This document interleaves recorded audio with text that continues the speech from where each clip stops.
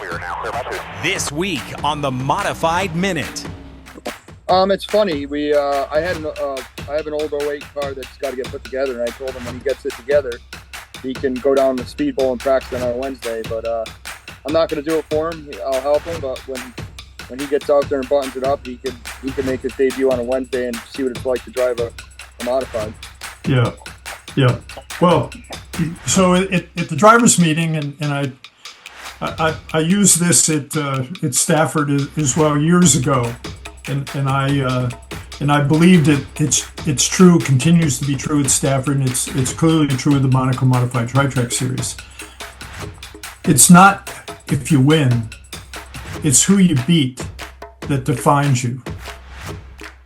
The quality of competitors in this series and the people that you just mentioned, winning means something, and to take home a feature win at Stafford means something because of the quality of the field that's there. And I think as the series, the Tri-Track Series, has continued to build itself, we've had an incredible growth of the kinds of competition that you just mentioned. Oh yeah, it's a big field. And the great thing about it is everyone's competitive. It's incredible. From what it used to be, there was only, say, a handful of cars out of that 20 that were definitely consistently fast. And now, I mean, it's most of the field that everyone's right there. All that, along with Hot Dog of the Week and Throttle Down. So tighten those belts because this week's Modified Minute is next.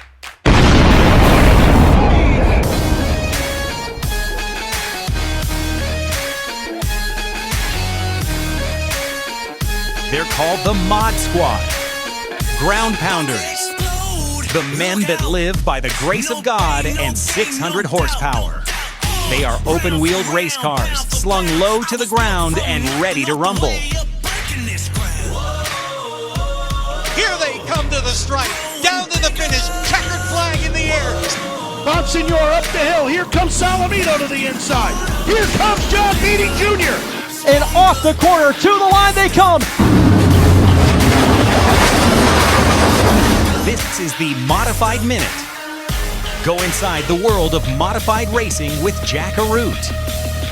Modified Minute is brought to you by Waddell Communications, the official trackside radio supplier for the Mod Squad, by Mid-State Site Development, Safety, Knowledge, and Innovation, by Wheeler's Auto Services, the finest in top-level service of premier automobile makes and models, by Hummel Brothers Quality Meats, 100% quality since 1933, by Riverhead Building Supply, Build Smarter, Build Better, by Mr. Rooter Plumbing, expert plumbing contractors you can trust, by Sign Pro, exceeding your expectations, and by Ferguson Contractors, building excellence since 1925. Here's Jack. Well, the dog days of summer are in the rearview mirror, and it's time for the stretch run of the 2026 Modified Racing season. Hi, everyone. Welcome to this week's Modified Minute. On this episode, you will meet Bill Long, who has spent his life in the automotive industry while retaining modified racing as a passion. Bill will stop by and discuss his new role with the Monaco Modified Tri-Track Series. Chris Matthews won the very first Stafford SK Light Modified race more than 2 decades ago, and he's still at it. He shares what drives him to keep winning. And I'll visit with Keith Rocco and his young son, KJ. While Keith has caught his winning stride, KJ is doing the same in Legends cars at the Waterford Speedbowl. But before we get to all of that, we do need to get you up to speed. Time to get you up to speed in the modified world. Up to Speed is brought to you by Mid-State Site Development. Mid-State. Safety. Knowledge and innovation. Things started off Friday night at the Stafford Speedway. First up, the SK Light Modified division. much more uniform start this time around. It's Bob Charland with the lead. Tyler Berry moves up to second and then slices outside of Charland to try and take the lead. They're side by side for the lead. It's Berry out front. Got 6 cars contending for position number 3, and they're some of the strongest cars in this field. Kologianis has a great run off of 2. He doesn't need a bottom shot. He gets under Berry coming off the corner. They're wheel to wheel for the top spot in 3. Side by side for second. Kologianis on the outside. He was reeling in Berry and was poised to take the lead, but now he's got to fend off Matthews. Over front straightaway, Dylan Houghton climbs over the left side of Ben Morrison. Morrison was trying to get down. Houghton was there. They locked wheels. There is perhaps the story of the night, maybe the story of the point standings. The Yukon sponsored car, which we never have seen this season involved in any serious situations like this. And Glace, of course, very frustrated heading back. Matthews by inches at the line. Keep your eyes on that 32 of Robert Bloxham. Matthews goes way up the track in the middle of 1 and 2. It opened the door for Bloxham, but Bloxham couldn't capitalize. Berry shoving Matthews ahead while they're bar to bar for second. White flag is out. There's no surrendering at the point. Final time around. Who's it going to be? Bloxham reels him in, taps the back bumper. Matthews is out of shape down the back straightaway. Matthews throws a huge block, covers the bottom, blocks him to the outside with Berry on the bottom. Commits to the outside lane, goes Bloxham. Here comes Berry to the inside for second, behind the all-time winningest driver who adds to his total here tonight. Chris Matthews takes the checkered flag. Oh yeah, I had to stay on the bottom. It got evil tight on that last restart, so I was trying to keep it down on the bottom, give him the outside, but that was something. It was a heck of a race. Then it was time for the track's SK Modifieds and their 40-lap go-round. As they come off of turn number 4, looking for the start of this one here tonight. SK Modified feature event goes under the green flag. Wesley Prucker will bring the field into turn number 1 for the first of 40 laps. Chapman down to the bottom with the bottom shot. He takes the lead. Side by side for the race lead with Marcello Refrano closing in. Owen made contact with Chapman in 3 and 4, and he's going to clear Chapman for the lead. Chapman forcing his way to the bottom somehow to get in second spot in front of Refrano. Back up front, top 3, nose to tail. Here comes Chapman, testing the waters to the inside. Oh, he gets into Todd Owen. Owen has a left rear flat, does a 360, another 180.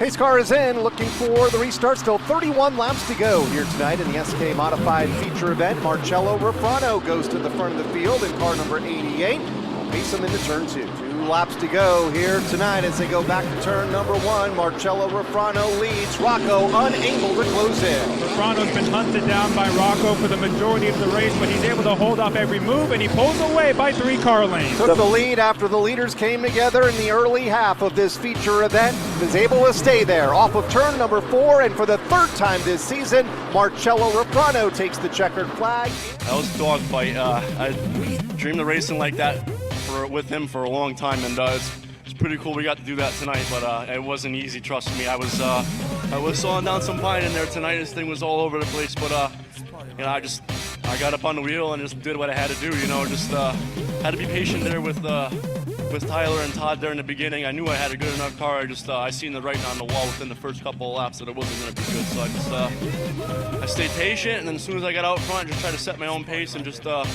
I said, just wheeled it. Now, rain canceled the programs at both Riverhead and Waterford, but the headliner was at the Magic Mile in New Hampshire, where the Real and Modified Tour assembled for the Mohegan Sun 100. Pole sitter Austin Beers electing to start on the outside lane of the racetrack. He'll bring the field around across the granite stripe. Green flag goes in the air, and a push from series veteran Justin Bonsignor puts Austin Beers in the race lead. Jonathan McKennedy moves on into 3rd, Goodale in 4th, Ripkema in 5th. Front half of the field quickly to single out as they come around and complete lap number 1. Oh, trouble! 1 car up on the side into turns 1 and 2. Riding the barrier up to the far side of the racetrack, and that'll bring out the caution flag here for the first time today in Mohegan Sun 100. That is Patrick Emmerling, who has gone up on 2 wheels in turn 1 and 2.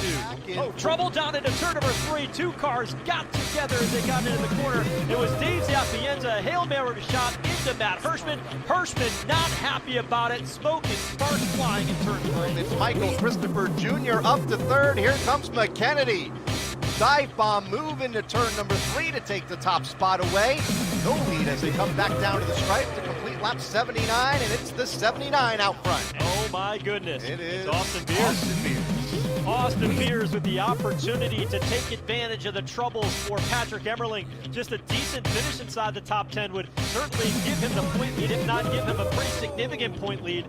This is disastrous for Austin Beers. But here comes Catalano midway down the backstretch. Catalano with the shove from Ryan Preece into turn number 3, propelling him to the front of the field. Now Preece goes to the bottom of the racetrack in turn number 4. Catalano goes back to turn 1 as the leader. McKennedy will look to make his move early. Down to turn 1, he'll go to the inside lane, take over the race lead. Here comes Ryan Preece. They're wrecking behind him off turn number 2. Green flag still out as Bonsignor spins in the final lap. Justin Bonsignor out of shape. We stay under the green flag. Leaders are in turn number 3. Jonathan McKennedy at the point. Tommy Catalano not close enough to make the move as they come off of turn number 4. Checkered flag is out. Jonathan McKennedy wins the Mohegan Sun 100 in New Hampshire. I've won, I don't know, a few hundred races in my career, all up and down the East Coast, all different types of cars, tons of racetracks. I've won here before on open modified stuff, but this was the one I always wanted. I was always so close multiple times, driving with Tommy Baldwin. Just an awesome event.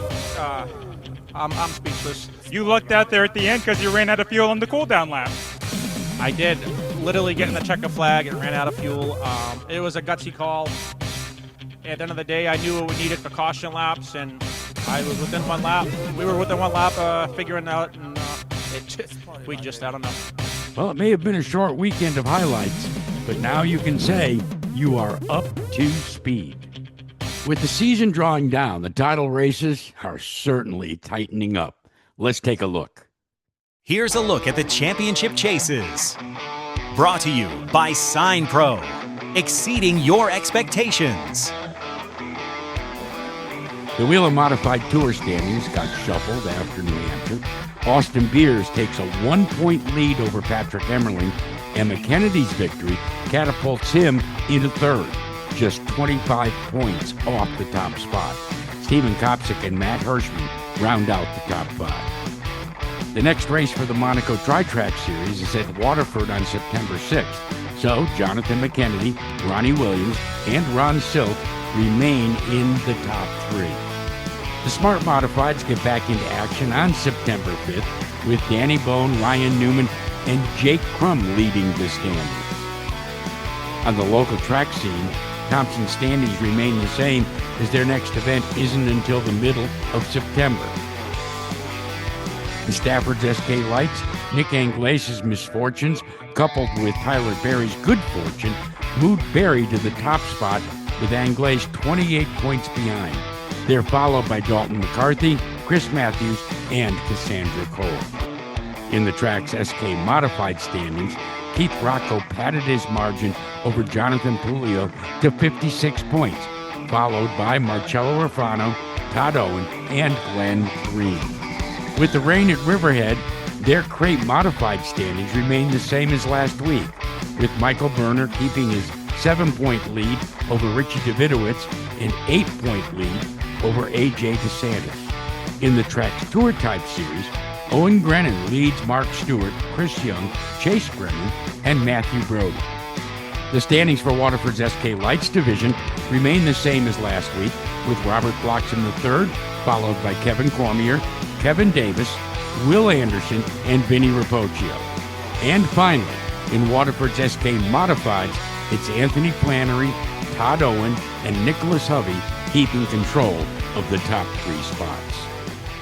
For more than 40 years, Bill Long has influenced both the automotive aftermarket industry as well as the motorsports world. From a short track flagger to an executive with NASCAR and the IndyCar Series, Long continues to leave his mark upon racing. He's back working to advance the world of modified racing, and he is the focus of this week's Crew Call. It's Crew Call, brought to you by Ferguson Contractors, building excellence since 1925. Well, I'm joined by a guy that I've known like forever and a day, but he's had parallel careers in both the automotive aftermarket industry and in the motorsports industry. Bill Long, earlier this summer, was appointed the Monaco Modified Tri-Track Head of Racing Operations, and he joins me here on the Modified Minute. All right, that's a mouthful, partner. Tell me exactly what was in your job description. Hey, Jack. It's great to be with you, and thanks for having me on the show. And yes, it is a mouthful. And I think, maybe to answer it simply, it's my job to wear all the different hats that help ensure that we have a great show for the fans, that the series is a good partner for the track, and we're there really to help create an environment where racers and teams want to come. So, maybe to answer what it entails, I guess I'd go back to the experience that you gain along the way that qualifies you to be able to direct everything that's involved in the event. So as you know, I spent a little time at Indianapolis in the Indy Racing League because of you in the IndyCar series, responsible for basically the logistics for putting on the Indianapolis 500.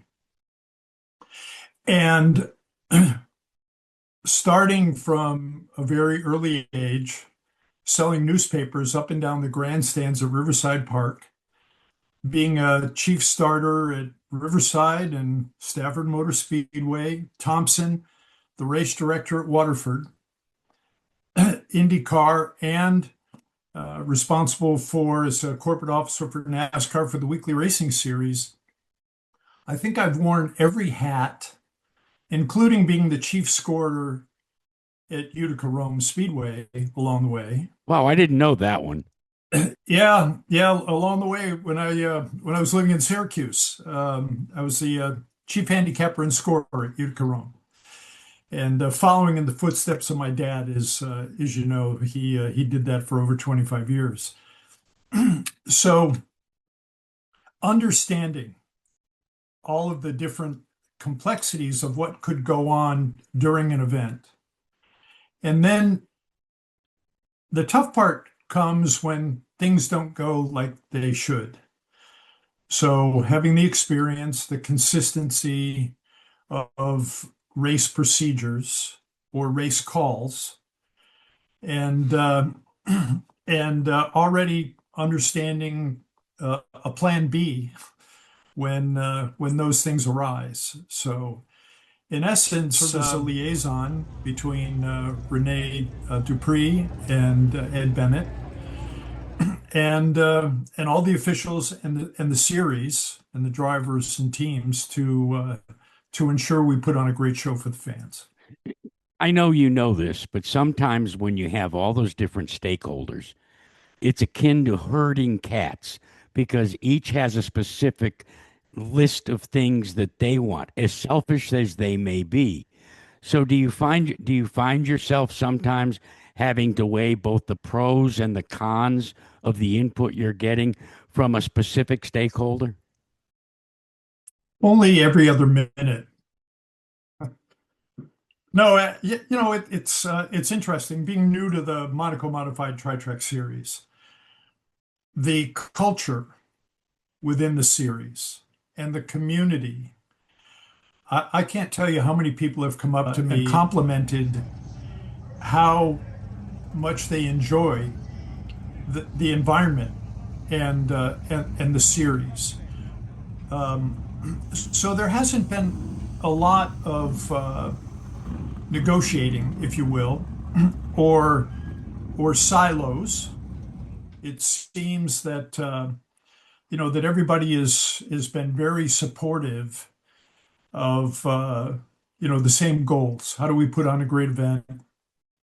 All the tracks that we've gone to so far, we were supposed to go to Star, but we got rained out. But the interaction with all the tracks has been very, very supportive, and I think that comes because they know they've got a group of people that respect the track and what they need and what they're trying to accomplish, and we try to put on a good show and do a good job. So, well, hands down, especially this year, and especially off most recent unbelievable race at the Seekonk Speedway, the product is outstanding.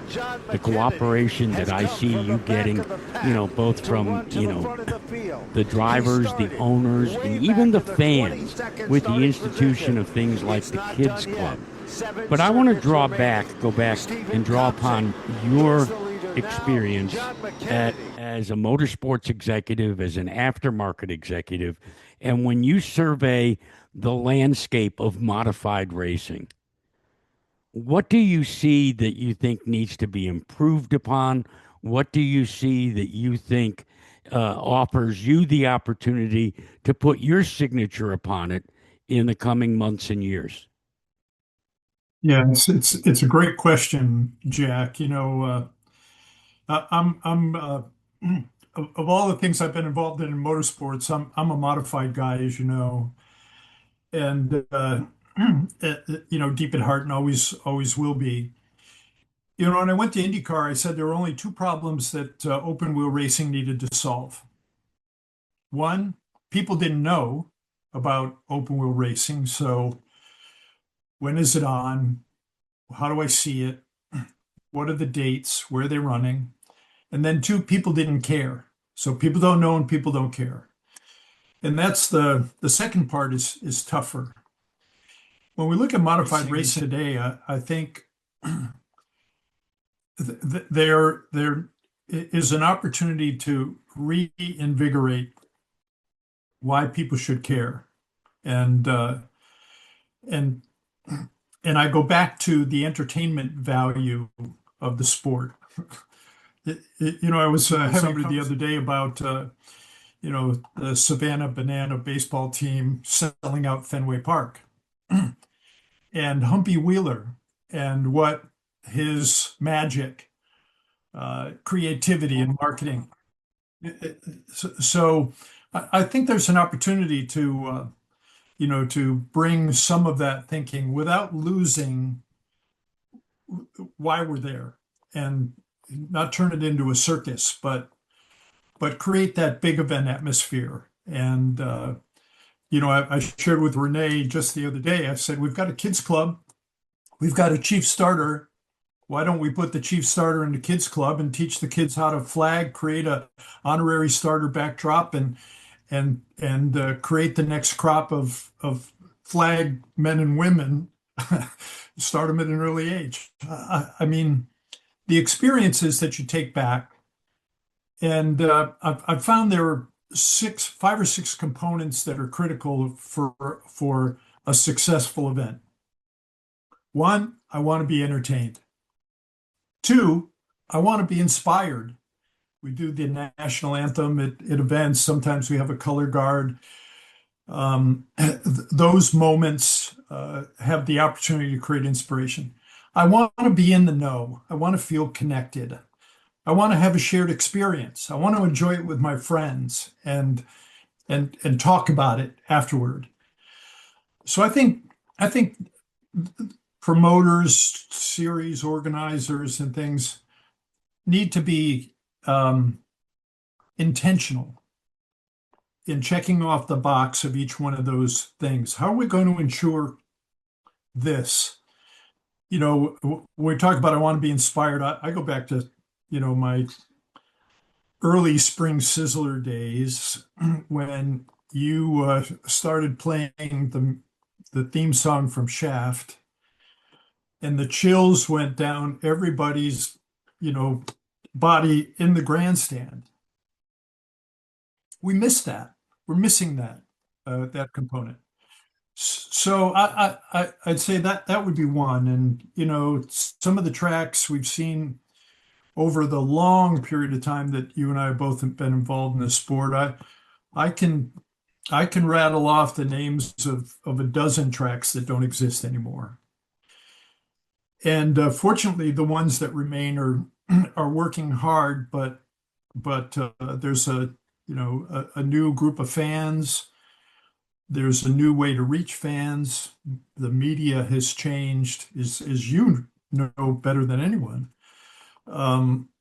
So I think we need some new thinking to help make modified racing, or maybe short track racing in general, attractive, relevant, fun, family oriented, and all the other 5 dot points that I mentioned. Well, I do think that we're headed in the right direction.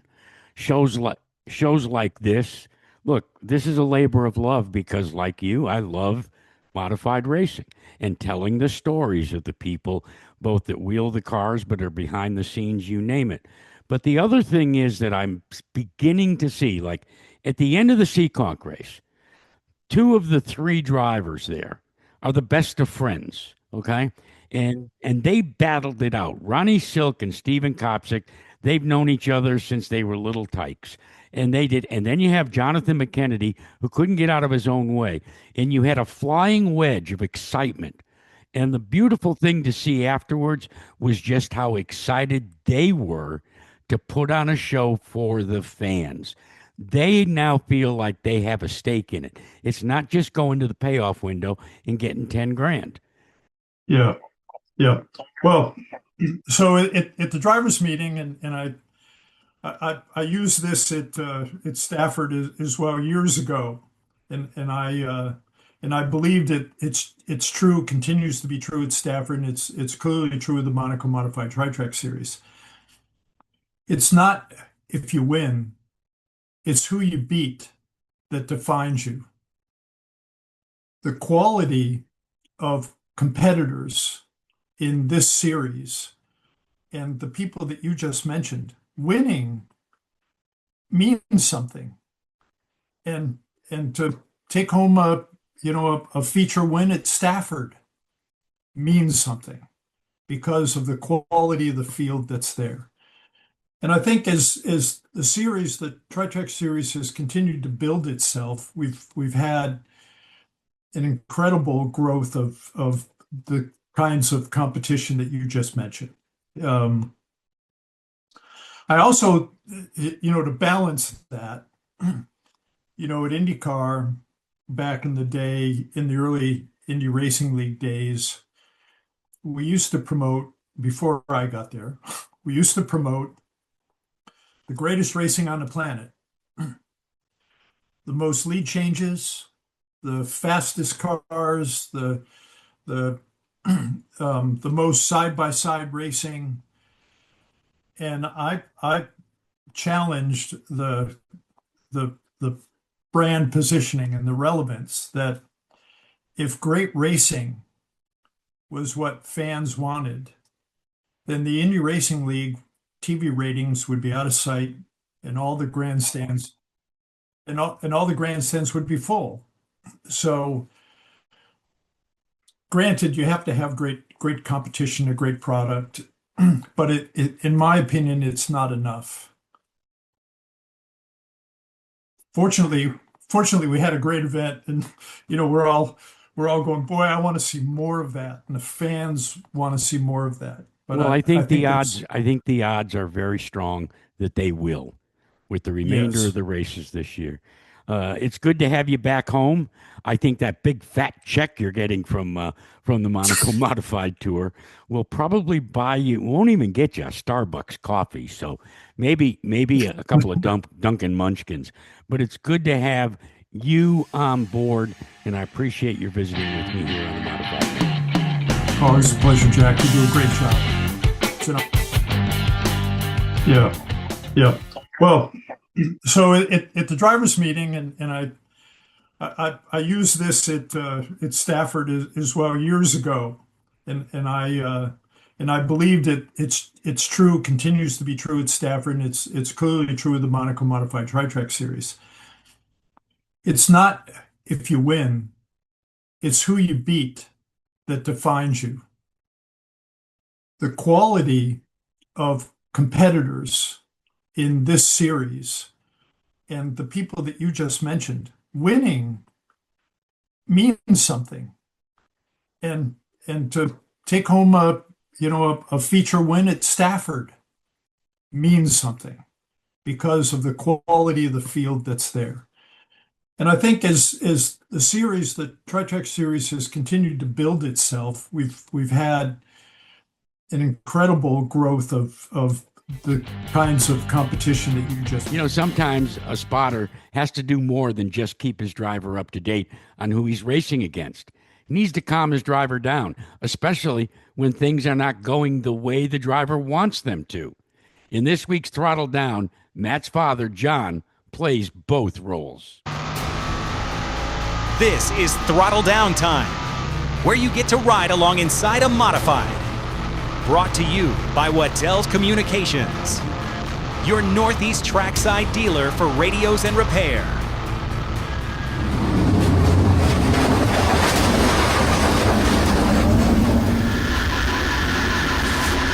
Ride behind Matt Swanson in Seacon Speedway's Monaco Tri-Track 125 lapper. Okay, we're going green, Focus, hit your mark. Pace car's off.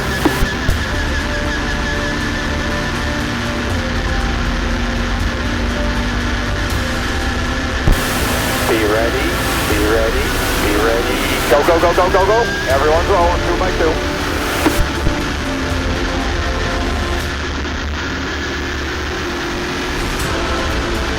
To the bottom if you need it. Inside.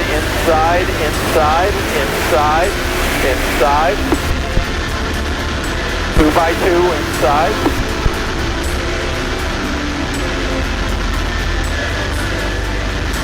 Oh, yellow.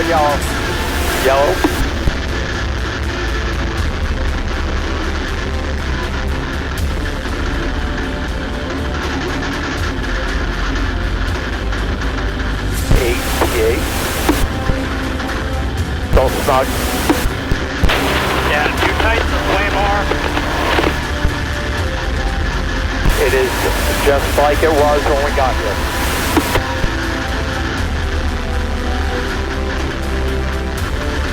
We opened it for the heat race. It is back to where it was all day besides the heat race. We'll come back in.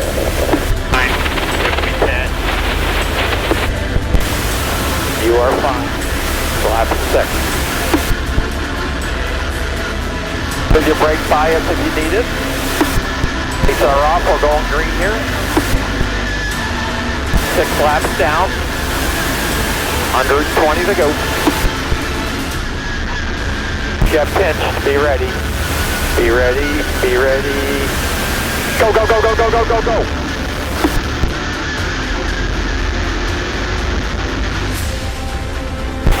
Yeah, I think too, if I take the bottom, I think the 06 is just going to stay behind me. And that's just going to give Steven the top and probably take the lead back if I can't hold him off. I don't know, I'm leaning towards the top. Do what you think's best. You can drive around him again. It's no big deal. Ain't worried either way. You're fine. You got a good car. You're good. Getting a piss and match with this kid. You know he's a fucking wild man. Just do what you gotta do here. It's your pace to dictate. Emphasize the cone. Slow him down on the backstretch.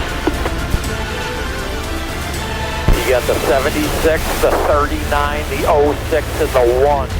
The 76 is good on the top. I don't think he'll be good on the bottom. I don't know about Passett.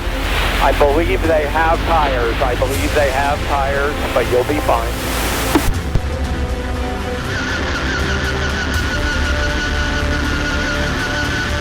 I'm sure he has a 33 training, so let's get the pace up with them, with our training. Lights are off, we're going. Clear all around. Clear all around.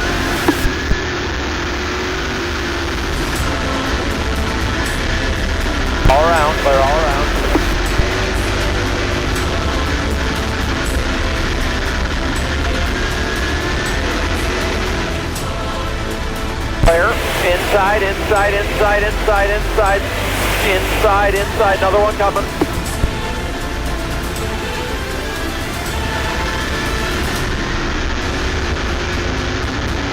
Two to go, two to go.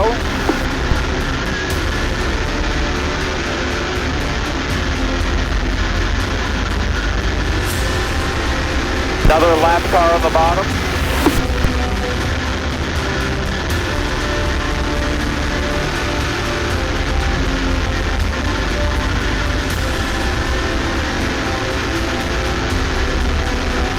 Checker flag, good job, good job. Matt, what are you doing here?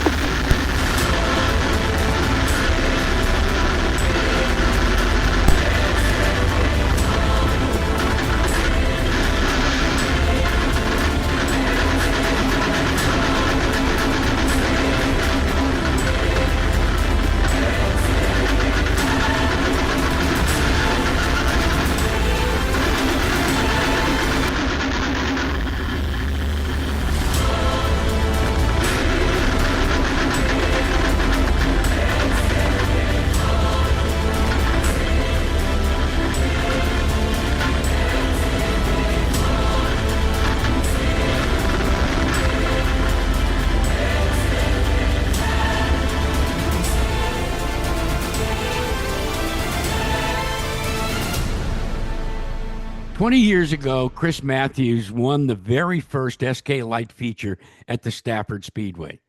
He took a turn in the SK mods for a couple of years, but stepped back into the lights and has been winning ever since. In fact, his 27 wins make him the series all-time winner. He's this week's guest on SK Soundings. This is SK Soundings, brought to you by Wheeler's Auto Services, the finest in top-level service of premier automobile makes and models, specializing in European, Japanese, and domestic vehicles. Well, Chris, it's good of you to join us. How have you been? Good. How about you? I've been very well. Thanks for asking. Let's talk a little bit about your career in the SK Lights. You started out by winning the very first SK Lights event at Stafford Speedway. Now, I just posted a picture of you in Victory Lane, and let me just say, I think back then you probably weren't even capable of growing a beard. Probably not. I actually had hair back then too. What do you recall about why you decided to field a car and go SK Light racing? We were running late models at the time, and friends of mine, Billy and Jimmy from Somersville Auto, they were good friends with Brad and Linda Hitala, and they really just liked the modifieds, and they wanted to get involved in it. So we kind of put a deal together and got a car from them, and we just started doing it. It's a big leap from the late model division with fenders, where basically the motto is Rubbins Racing, to an open wheel modified. What was the learning curve like? Oh, Rubbin's not so much racing once you get into an open wheel car. For sure. So did you have to adjust your style? Boy, not too much. I mean, it was the way the cars handle is just so different. You know, there's no like body roll in them or anything. It reminded me of getting in just a giant go-kart when I first went out with it. Yeah. You had a lot of success, and then you stepped away. Well, basically, at first, you stepped up to the SKs. Yep. What happened there? We were doing SKs, and then it just got to the point where, I don't know, there was other things to do and just could use a break, and we decided to stop, and I took a break. Yeah, you took a break, kind of the way Michael Corleone did in The Godfather. Just when I thought I was out, they pulled me back in. Because after a couple of years off, here you come again, winning races in the SK Lights division. Yeah, I started helping a friend out with his car, and then, you know, once you start getting near it again, it gives you the itch to go do it again. And I decided to jump back into it, and we did it, and we started out, and we were doing okay, and then we hooked up with Todd and started working with Todd again, and then that's where the success started coming in with us again. Let's talk a little bit about how much the division has changed. In the early going, maybe 20 cars was a big night. Now it's the largest field that Stafford, including the SK Modifieds. I've seen some races there where if you're not in the handicap, you're starting out in the parking lot because there's 30, 35 cars. Oh yeah, it's a big field. And the great thing about it is everyone's competitive. It's incredible. From what it used to be, there was only say a handful of cars out of that 20 that were definitely consistently fast. And now, I mean, it's most of the field that everyone's right there. You talk about getting hooked back up with Todd. He is given so much with his what I call rental car program, but also what he offers to guys like you.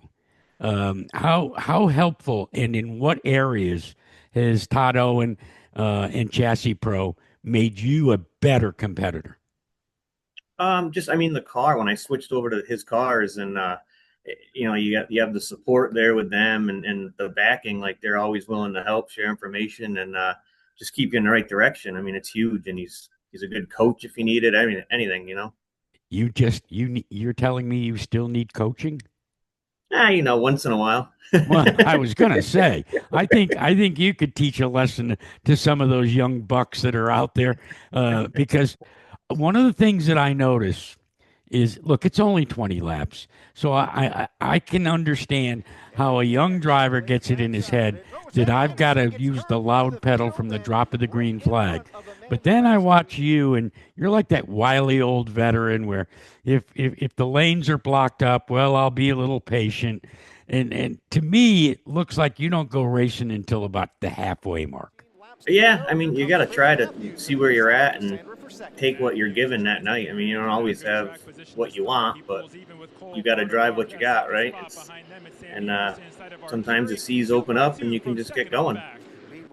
Recently, the seas opened up, but also by the same token, you'd be out front, and then all of a sudden the car would stop. I think it was like several weeks in a row.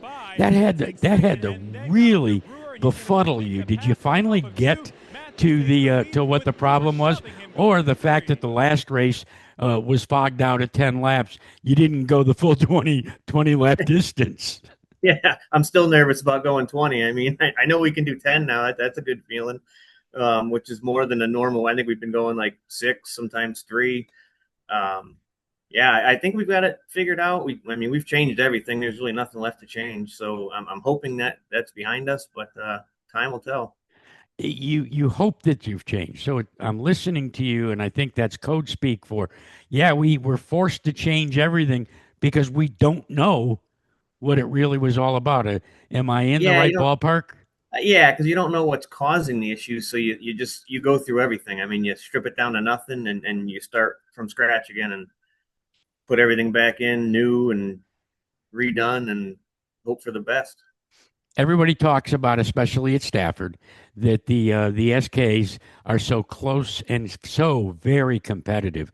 I would respectfully disagree when you start to look over at the SK Lights. Less number of laps, only half as many laps. And if you don't start in the handicap, which puts a premium, I think, on qualifying, and you only have a handful of laps to get to the front and make it to what we call a handicap position. Are you aware of those pressures when you're out there, or is it just let me take one lap at a time?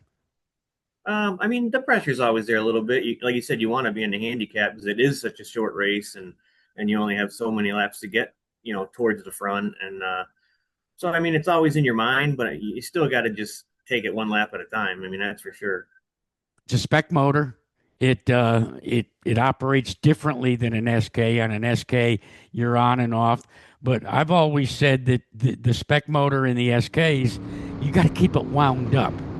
So are you conscious of that? Like when you go and you throw it into the corner that, I don't want to back off too much because it's going to take me too much time and drive off to get back to full throttle.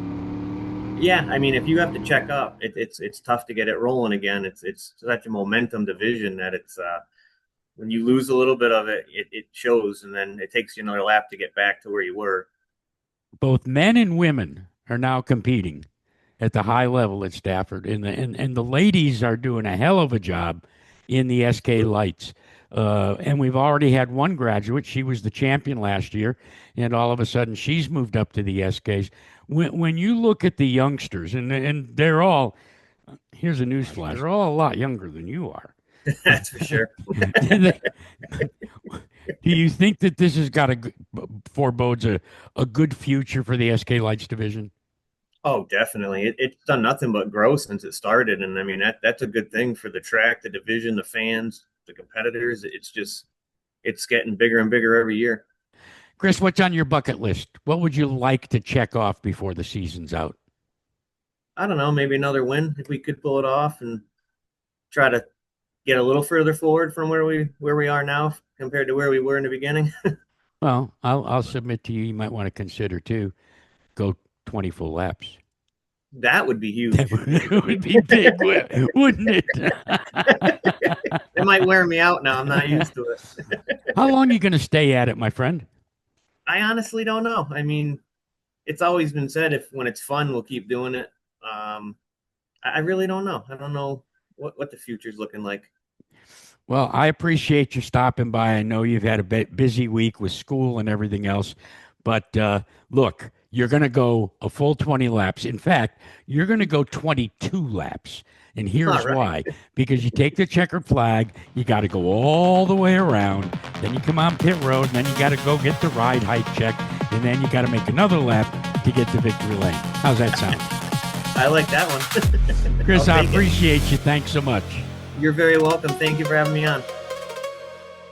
It's now time to reveal this week's Modified Minute Hot Dog of the Week.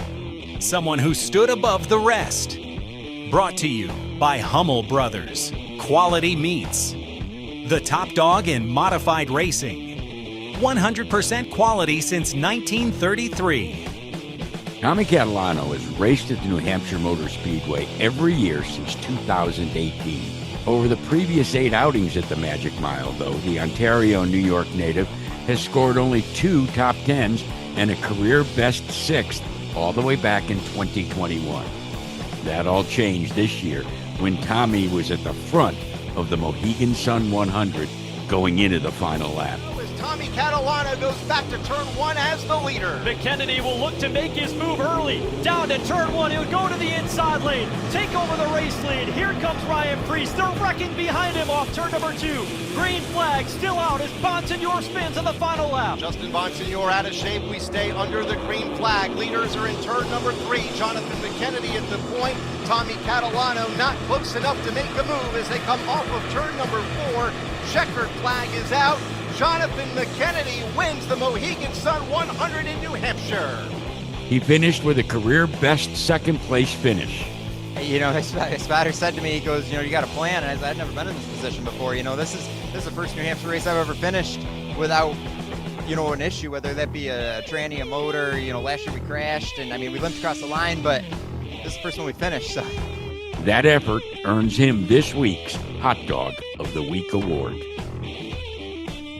The ROCCO name has been winning on the modified circuit for more than 50 years. First, it was Ronnie Rocco, who had fans cheering at places like Riverside, Plainville, Waterford, and Stafford. Then it was Kid Rock, Keith Rocco, his son, who started winning, including a NASCAR National Short Track title. Now, a 3rd generation has emerged, and he definitely is a chip off the old rock. Let's visit with Keith and his son, KJ. It's Racer Spotlight time. Brought to you by Riverhead Building Supply. Build better. Build stronger. Well, joining me on this episode of the Modified Minute are a pair of Roccos. Keith Rocco, we all know. We've talked to him before. But the newest superstar in the Rocco family is his son, KJ. KJ, you get your first win in Legends Cars. So now I want to know, you got about 89 more wins before you catch up with your dad. Yeah, it'll take a while, but I'll get there. Yeah. Keith, you think he'll still be driving by the time he gets there? Well, I hope not. I'm having a lot of enjoyment. Racing with him. It's definitely the best part of my career is watching him do what he loves doing and to see him get his first win was awesome. That was probably better than any win I ever had. KJ, what was it like that to go to victory lane that first time? It was insane thinking how many wins he has there and how many championships and all that good stuff there. And have my first legend car win there was pretty awesome. I was down at Waterford a couple of weeks ago and saw you racing. And coming out of turn 2, you had your car sideways and you never lifted off the gas. You are you just like to go fast, don't you? Yeah, with those things, with the power to weight ratio and the no power steering, you definitely gotta just do everything you can to keep it going the right direction. And Keith, before that, you were up to your ass in measuring tires, trying to find the right tire stagger. This has been quite an education for you, hasn't it? It is, but I got a lot of connections. I'm good friends with Jason Palmer. He's been, I ain't got to tell you about the Palmers. Actually, on Thursdays, we throw his legend car in Jags' trailer and we ride down together. And, they've been a big help to us. And, but it's like everything is backwards. And, sometimes I'm over there dismounting rights and putting them on the lefts. And just, it's like nothing else I worked on. I can tell you that. Meanwhile, you are pursuing a couple of track championships where you sit atop, and in 3 of them you're in the hunt. And you recently came off a big win in the Sign Pro Triple Crown. Your career's at an all-time high as well, is it not? Yeah. I mean, everything comes in doses. Right now, it's all in the good, But in this sport, I mean, there's highs of highs and there's lows of lows. I said it the other day. Sometimes you get a low and it's very hard to dig out. May not take a week, may not take a month. It could take years. But right now, man, everything is going well, and it's great to be back on top. KJ, when your dad hits one of those lows, what advice do you give him? Just keep digging, try your best, and have fun. All right. Well, that sounds like you heard that from somebody. Did you hear that from your grandpa, or did you hear it from your dad, or both? I think both. My grandpa, I come home every week, and he's like, "Great job bringing the car home in one piece. We'll go get him next week." What I do want to know, KJ, is when are you going to get your dad in one of them? Because you realize he never liked Legends cars. Wouldn't drive a Legends car ever. I wouldn't say I would drive one. I drove one. I just didn't like them. He didn't like it, okay? How about a match race between you and him? I've been trying to talk him into running a legend car for the 50 lapper coming up at the end of the season at Waterford this year. So what are you not gonna make your son's dream come true there, Keith? I mean, the 50 lapper probably be my best shot. These little arms on them get tired after 25, so at least I'd have something going for me. The Rocco family's been involved in modified racing from when you were even before KJ, when you followed in the footsteps of your dad. How important is it for you to see a third generation maintain the Rocco racing legacy? It's awesome, especially for my father to watch a third generation. It's really cool, wish he could be a little bit more involved, but he's all there as far as watching the YouTube videos and watching his in-car with KJ, and they bullshit about it and kind of talk about it, which is really cool to see. But yeah, it's just, it's in the blood. It's all we ever did. It's all we know. And, it comes right down to what I do daily. Like, racing's all I know, I don't know if that's a good thing or a bad thing, but we're going to keep going with it. Well, I would say so far it's been a good thing, especially with your customer cars and the success that you've had there. KJ, I've been across, I'm not a big social media guy. I know, kids of your ilk, you're constantly scrolling back and forth. You've become quite the social media star. I see posts on Instagram, on Facebook. Do you realize that you're a big time modified or Legends car superstar now?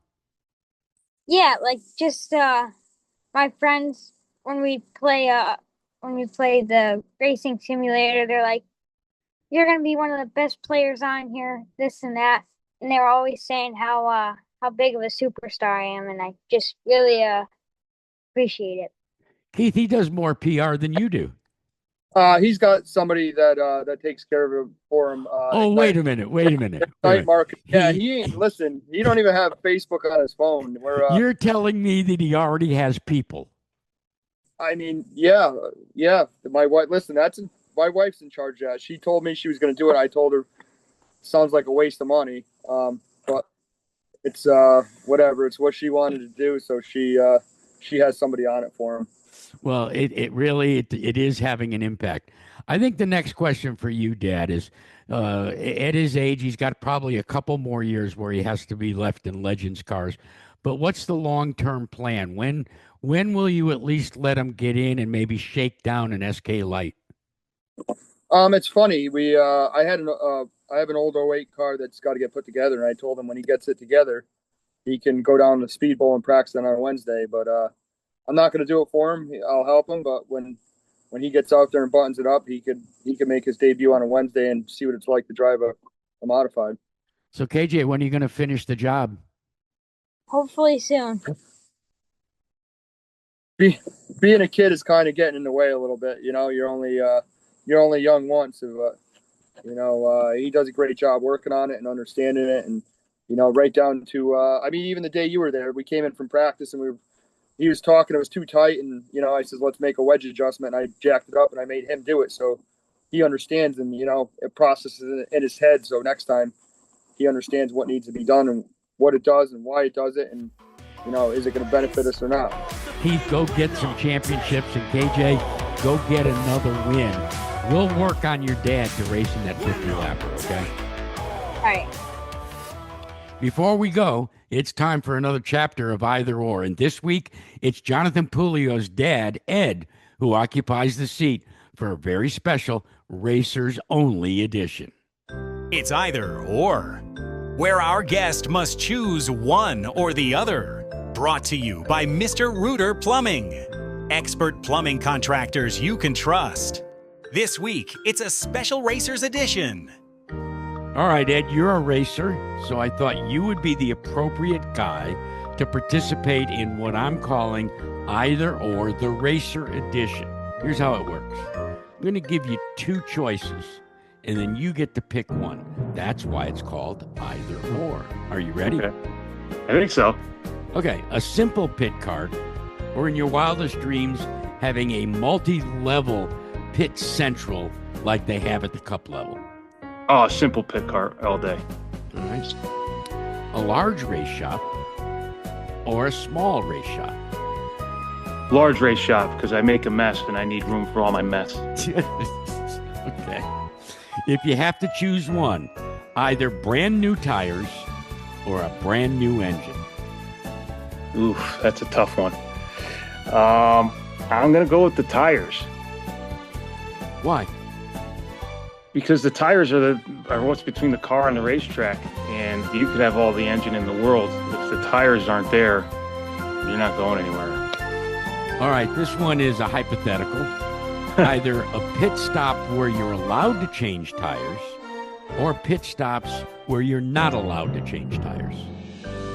Not allowed to change tires. Why? Because then it just keeps it equal for everybody. I just think it keeps an even playing field. All right, and finally, and you've experienced this at the SK Lights level with JP, either spotters or no spotters. I'm going to go with no spotters. Okay. And no spotters, more so that it's an entry-level division,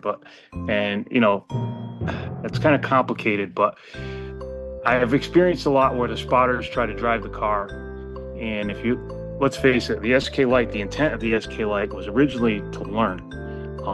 It wasn't what it is today, where people are building brand new cars to go run SK Lights. Like, the intent is for people to learn modified racing and learn how to drive. And, I just feel that it's better for the driver to learn how to drive, and not have the spotter drive. There's wrecks, whether we have spotters or not, they're wrecking, right? So obviously that's not the answer. Well, we appreciate you sitting in the hot seat here on this special Racers edition of Either Or. Thank you for having me. Well, it's time to call a lid on this week's show, but before we sign off, I do have an update to share with you. My visit with Chris Matthews came the day before he captured his SK Light feature at Stafford this past weekend.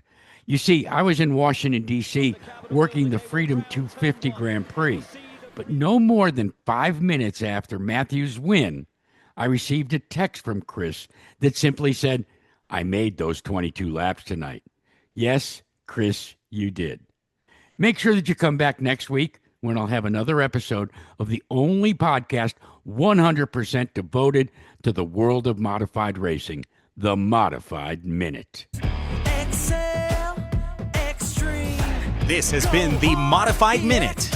Modified Minute has been brought to you by Waddell Communications, the official trackside radio supplier for the Mod Squad, by Midstate Site Development, safety, knowledge, and innovation, by Wheeler's Auto Services, the finest in top-level service of premier automobile makes and models, by Hummel Brothers Quality Meats, 100% quality since 1933, by Riverhead Building Supply, Build Smarter, Build Better, by Mr. Reuter Plumbing, expert plumbing contractors you can trust, by Sign Pro, exceeding your expectations, and by Ferguson Contractors, building excellence since 1925.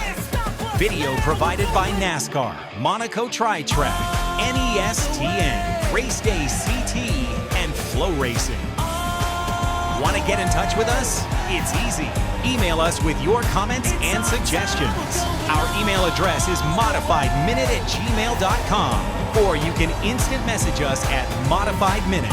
Video versions of the Modified Minute are available on YouTube and Facebook. Be sure to subscribe to both and grow the show. I'm Guy Abraham. We will see you again next week for another episode of the Modified Minute.